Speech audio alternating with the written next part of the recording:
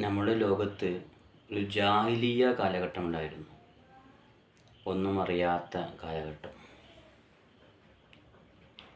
ആ ജാഹിലിയ്യ കാലഘട്ടത്തിൽ ഏറ്റവും വൃത്തികെട്ട ഒരു പ്രവർത്തനമായിരുന്നു ഇത്. മുസ്ലിം റിപ്പോർട്ട് ചെയ്ത ഹദീസിൽ നമുക്ക് കാണാൻ സാധിക്കും. അഷ്റഫുൽ ഖൽഖ് മുഹമ്മദ് റസൂലുള്ളാഹി സ്വല്ലല്ലാഹു അലൈഹി വസല്ലമ തങ്ങൾ പറഞ്ഞതാണ്, നമുക്കൊക്കെ തറവാടുണ്ടാവും, കുടുംബം. ആ തറവാടിൻ്റെ മഹിമ പറഞ്ഞുകൊണ്ട്, എൻ്റെ തറവാട് വലിയ തറവാടാണ് എന്നെല്ലാം പറഞ്ഞ് തറവാടിൻ്റെ മഹിമ പറയുക എന്നുള്ളത് ജാഹിലിയ്യ കാലഘട്ടത്തിൽ പോലും ഏറ്റവും നീചമായ വൃത്തികെട്ട ഒരു ഏർപ്പാടാണ് എന്ന് അഷ്റഫുൽ ഖൽഖ് മുഹമ്മദ് റസൂലുള്ളാഹി. തറവാടിൻ്റെ മഹിമ നോക്കിയിട്ടാണ് വിവാഹം ചെയ്യേണ്ടത് എന്ന് ഫിഖ്ഹിൻ്റെ ഗ്രന്ഥങ്ങളിലൊക്കെ കാണാൻ സാധിക്കും.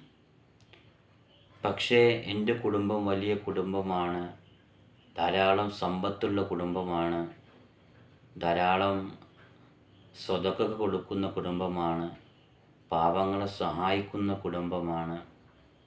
അങ്ങനെയൊക്കെ തറവാടിൻ്റെ മഹിമകൾ ഇങ്ങനെ പറഞ്ഞുകൊണ്ട് അഹങ്കരിക്കുന്ന ആളുകൾ, അവരും സൂക്ഷിക്കേണ്ടതുണ്ട്.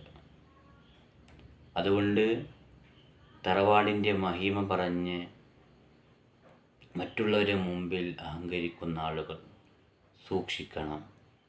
ഏത് സമയത്തും അതിനെയെല്ലാം നശിപ്പിക്കാൻ അള്ളാഹുവിന് സെക്കൻഡുകളുടെ സമയം മതി.